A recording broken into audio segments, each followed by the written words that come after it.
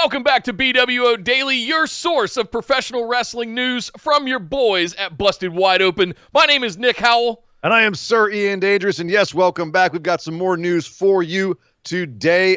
First, a top thing I want to talk about today, Nick, is that there is a WWE star that was recently released, or at least that's what we were led to believe. The contract expired, and he was moved to the alumni page, and that would be one Drew Gulak. Well, Drew Gulak, it appears, is on his way back to WWE. We don't have any confirmation he signed a new contract, but he was there for the SmackDown tapings. Obviously, this week that they're doing 3 days of tapings of the Raw and SmackDown for the next couple of weeks, just doing some pre-roll to get themselves ahead of the game.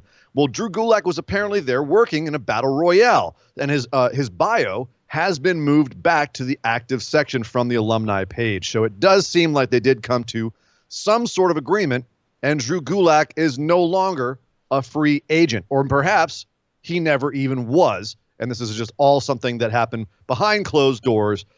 Either way, it does appear Drew Gulak still with the WWE. They a little jumpy on getting people over to the alumni page, it would seem, before all the details are worked out. Calm down, webmasters. Well, it was official. His contract was up, so technically for that time he was an alumni. Fair. It's just apparently they just had some more kinks to work out. You know, he apparently, according to sources, he had asked for a little bit more money in his contract. They said no, and his contract expired, so I guess there was more negotiation going on, and ultimately they did come to an agreement. So welcome back to WWE, Drew Gulak. I'm actually glad because I like what's going on with him and Daniel Bryan. I like what they've been doing for the last few weeks. So it's probably the best stuff he's been doing since he's been there, with the possible exception of some of the really funny, like, no-fly zone stuff back in 205 Live. So, no, more props to him. Welcome back. It seemed like a no-brainer. It kind of caught us all off guard that he was able to walk out the door in the first place, so to speak. But, happy to have Drew Gulak back. Yeah, definitely. Yeah. In other news, we've got some reports that Vince McMahon was trying to buy back the XFL. As you guys may recall, XFL was the startup football league that Vince McMahon tried to resurrect this last year. They played only, I think, 5 games. Did they get to 5? 5 weeks. 5 weeks into their comeback season, and then then the pandemic hit, and all of a sudden they had to file for Chapter 11 about April 13th. So about 3 days after the shutdown. So XFL just doomed. But there were rumors, apparently some of the creditors of the XFL were worried that one of the reasons the XFL was filing for bankruptcy was to have an expedited process so that Vince McMahon could sneak in and buy it back at, quote, fire sale prices, meaning that he would actually get his own property back for less than he'd have to pay for it eventually if it was sold off to these creditors. So, and they thought that because the XFL president, Jeffrey Pollock, called venues that they were using in St. Louis and Seattle about reinstating their lease agreements for the XFL, which came across as a bit shady. So the creditors then complained about it. They filed a complaint saying that they thought that Vince McMahon was trying to buy it back. Vince actually had to go and make a statement that it was nonsense. He said that, according to ESPN's Kevin Seifert, he says it's inflammatory rhetoric and unsubstantiated accusations. So Vince is saying, no, I don't know what you're talking about. But again, Kevin Kaplan of The Athletic says a lot of the creditors were worried. So seems like now the fire is out, as they say. But Vince poo-pooing the idea that he would try to buy back the XFL, although I've heard of crazier things. Stay tuned to BWO Daily in 2 weeks when we find out what the actual answer is here. Right. I wasn't going to buy it back, but there's a guy named Dane McShann who's buying it. I don't know this guy, this Dane McShann. What's he doing buying the XFL? I don't know. Oh, what do you know? The XFL's back next year. How crazy. No, we will wait and see. Something else we have to wait and see about, Nick. Matt Riddle. He's supposed to have a match with Timothy Thatcher in a cage. Yeah. Submission or KO only, with Kurt Angle as a special guest referee on NXT, which sounds like an absolutely baller match. That's supposed to happen tomorrow night on NXT, but he was at SmackDown last night. And It's expected that he's been called up. Oh. According to Wrestling Observer, they're saying, yeah, he got called up. And one of the reasons he got called up, and went to SmackDown as opposed to Raw, because apparently Paul Heyman's really high on him, as you can imagine, was that Brock Lesnar has a problem with him. Now, I think that's wild speculation. That sounds like just kind of pot stirring for the sake of pot stirring. There's no evidence that I know of that. Your pun of Paul Heyman being high on him is not lost on me either. Right. I mean, why? I see. It's a pot. It's a weed. Because he's smoking. Because he's right. Anyway, so there's a speculation he's going to SmackDown because of that. I think that's a roster that could probably use him. They need another, babyface over there. So, and he'd be a big presence. I'm curious to see how they use him, because the way he was used at the Rumble seemed kind of dismissive. And I don't know if this is the right time for him to head up, but apparently it's happening. So Matt Riddle to SmackDown. There you go. And we will have to see what happens in this blow-off match on Wednesday. I think we can now safely say that Thatcher's taking that one, is going to become a nice little heel over on NXT for a while. So fun stuff. Not mad at that either, for the record. No, not mad at any of that. Big fan of Mr. Thatcher. Yeah, Matt Riddle on the main roster. Anytime an NXT star is called to the main roster, it's always a little scary. Yeah. It's like, oh, God. Not so good track record there, guys. Don't shake them too hard, please. Yeah. Oh, God. But fingers crossed, Matt Riddle's got a huge, huge ceiling, so we shall see. News from the tapings. Apparently in tapings for next week's Raw, there was a match between Kairi Sane and Nia Jax again. This is hold on, Nick. Apparently, it makes sense.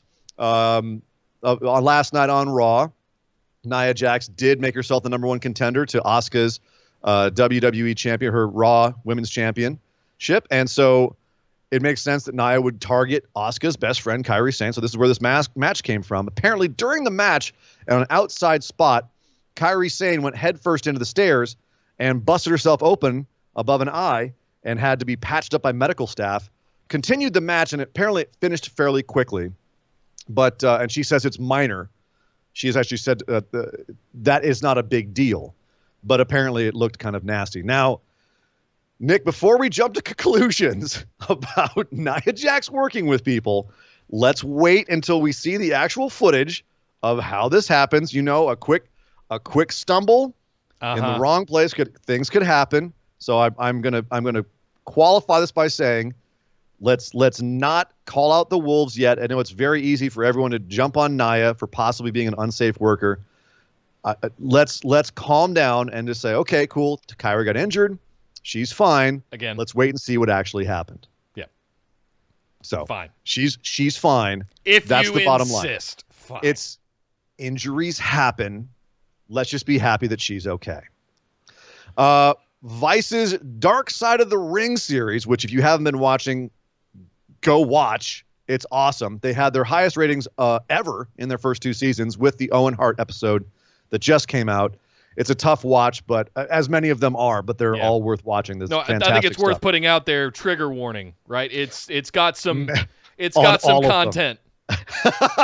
It does indeed. They discuss called suicide. They discuss murder. They discuss brutality in the ring. They discuss all kinds of stuff above and beyond professional wrestling and sports entertainment. So trigger warning. If you haven't seen it, watch it. Right? Yeah. It's not called Dark Side of the Ring because they forgot to pay their power bill. It's right. It's dark. So but it's also very, very entertaining and very good and educational to watch. So check it out, and check it out next time too, because they will be back for a third season. It has been renewed for a third season. It's only growing in popularity and awareness, so it doesn't surprise me at all. I'm curious to see what they're going to have in the third season. Like what topics will they cover? They've covered most of the big stuff. Like I don't know that we know, like the more like the last 20 years or so, and even the stuff going back to Snuka and Snuka was one I was wondering if they were going to cover, because that's kind of don't talk about that. Yeah. But they seem to be going there on a lot of these. I would love to hear like a plane ride from hell. I wonder if they're going to go into JBL's bullying, which I think would be, certainly you'd be firing some shots if you did that. But, I think that's something that needs to be addressed. But yeah, there's a lot more places that they could go and find more dark material. It's wrestling, damn it. Yep. If a couple fun things here, and then we'll let you all go. Santana from Proud and Powerful over in AEW. If you watched the Stampede, the Stadium Stampede match, and if you didn't, go watch it. It's amazing. If you watch that carefully, which I missed this entirely, and I'm so mad at myself for this, but in this match, at the point where Santana and Kenny Omega are brawling on kind of the second mezzanine level, and he shoots Kenny Omega into the backstage area, he actually uses the N64 No Mercy Irish Whip animation that you would use if you were actually going to send someone into the backstage area from that game. And someone caught it, and he actually confirmed that's what it was. On Twitter, he said, "Hey, glad somebody caught that." I didn't catch that, and that's freaking brilliant. That's freaking brilliant. One more little detail that we found in that match, and another reason to watch it, just full of brilliant spots. So go back and check that out if you're a fan of old school wrestling games. That's hilarious. Yeah, 2K can suck it. That's N64 No Mercy is still the best wrestling game ever, in my opinion. It's up there for sure. WCW versus NWO. But yes, that's pretty good too. Yeah. That's really good. And finally today, we want to wish a happy birthday. We did not forget to Steve Cutler of the Forgotten Sons. It is his birthday today. That's your boy, Nick. Those are your boys. So, forgotten no more. Happy birthday to Steve Cutler. Happy birthday, Steve. Happy birthday. And Nick, that is your BWO Daily News. Well, thank you, Surrey and Dangerous, and thank you guys for tuning in here for BWO Daily. Make sure you're subscribed to the channel. You can find all of our social links to everything down in the description below, as well as timestamps for all of the news from this and other episodes. But my name is Nick Howell. You can find me on Twitter at DataCenterDude. And I am Sir Ian Dangerous. You can find me on Twitter at Sir Ian Dangerous. And we will see you guys next time.